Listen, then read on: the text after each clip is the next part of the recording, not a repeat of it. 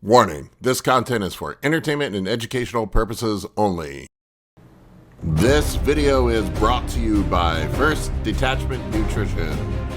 Battle tested, expert formulated.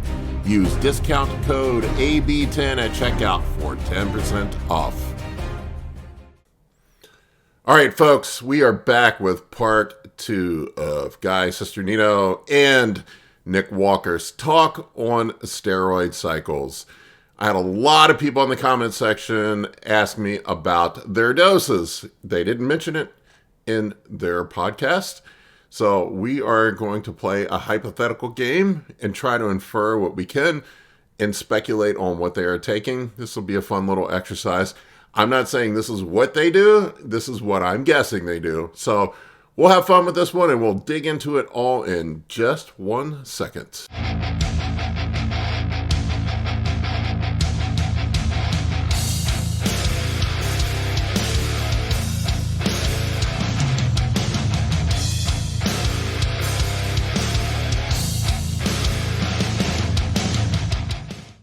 I never found a need ever to go past 750 mgs of test. Like my off season was always like, it was usually sussed anadrol, and then maybe it was like EQ or it was NPP.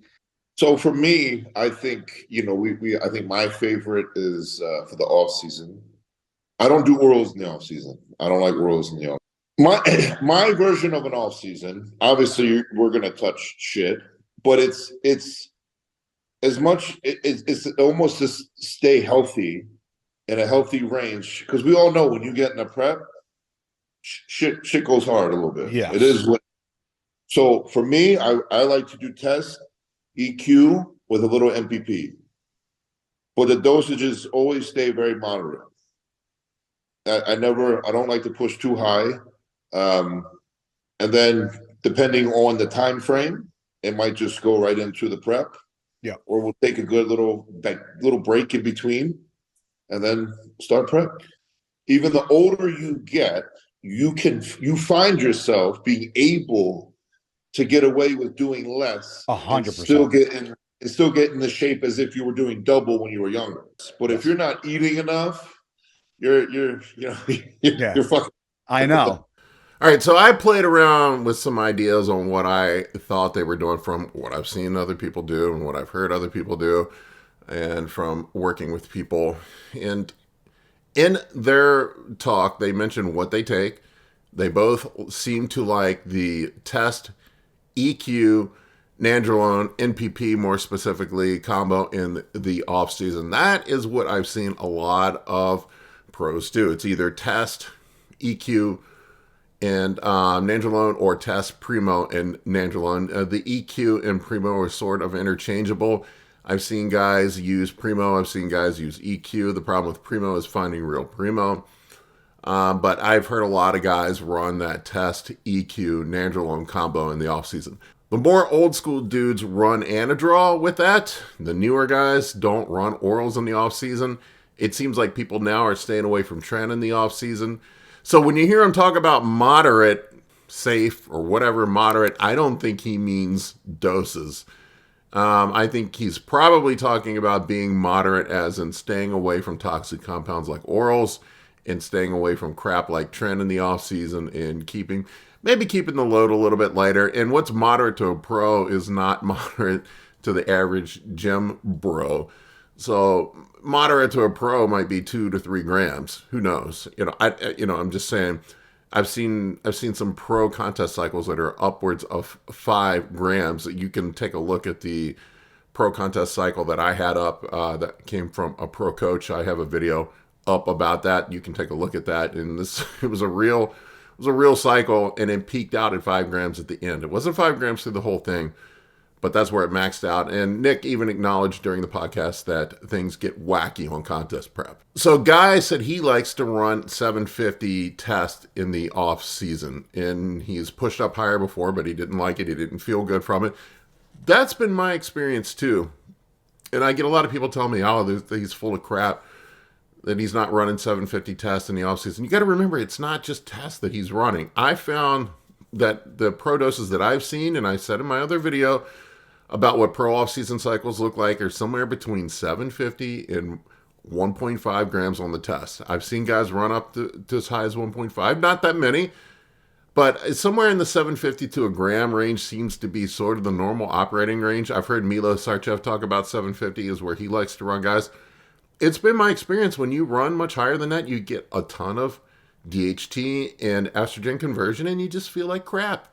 So that's when you layer in other stuff. Like he talked about EQ. He talked about adding an MPP on top of that. I'm sure there's some GH and maybe some insulin in there as well. So I kind of did the rough math. So the typical cycle I would see if he's really running 750 test would be something like 600 EQ, 300 MPP, and then he's probably running 50 milligrams a day of Anadrol. He mentioned he liked running Anadrol. This was a guy I'm talking about. So you have a total there of about 2 grams per week. Now my guess is, and I hear a lot of pros say this, they'll say 750 milligrams per week. It's not really 750 milligrams per week. They're taking 1 cc a test, which is generally dosed at 250 every other day. So it's probably more like 875 a week if we want to split hairs. What they consider 750 a week is the 250 every other day. And the same thing with the EQ. It's probably more like 700. So still, it's like somewhere around 2.2 grams per week total that he's taking. With growth hormone, guys, an old school dude, growth hormone is expensive. A lot of people think that these dudes have unlimited budget to run stuff, and they don't. And I've just found that when you push growth hormone doses too high, that you end up with secondary side effects like numbness in your hand, your insulin sensitivity goes to crap, and if your hands are numb, you can't grip the bar, and if you can't grip the bar, you can't lift weights. So it seems like the sweet spot that I've seen is somewhere in the 6 to 8 units, maybe up to 10 units, but I generally do not see guys running more than 10 units. So my guess is probably guys running his, what he calls 750 test, 600 EQ, probably 300 MPP, and he's 50 milligrams of A-bombs per day in the off season, and then running, probably something like 5-6 units of GH with it. Generic GH, if he's using something like that, is usually the kits are 10 units per vial, so probably 5 units a day. Let's just make it nice and even. That would be what I would guess the guy was running. I'm just speculating. I'm not saying this is what you should do. I'm not recommending that's what you should do. But inferring from what he said, if we kind of reverse engineer this from the 750 milligrams of test per week, that's what I guess he would be doing. Now, on the flip side of the equation, we have got Nick. Now, let's take a guess at what Nick is doing. Nick didn't jump on the bandwagon with Guy and saying, yeah, I'm running 750 tests a week. So I would say it's safe to assume that Nick is not doing that. He's probably running more. That would be my guess. Now, most of the modern pros that I see are running somewhere around 1 gram to 1.5 grams of tests per week. And Nick said he's being more conservative with it now. So let's make an assumption that he's running a half a cc of 300 milligram dose tests per day. So let's just say a half a cc, which is 150 milligrams, which works out to be 1,050 per week. So we'll just say roughly 1 gram of tests per week. He mentioned EQ as well. EQ, most of the modern EQ is dosed at 300 milligrams. So we'll say 150 milligrams of EQ every day, which would be 1 gram of EQ per week. And he said, and some MPP in there as well. So MPP is usually, I see it dosed somewhere between 100 and 150 milligrams per milliliter.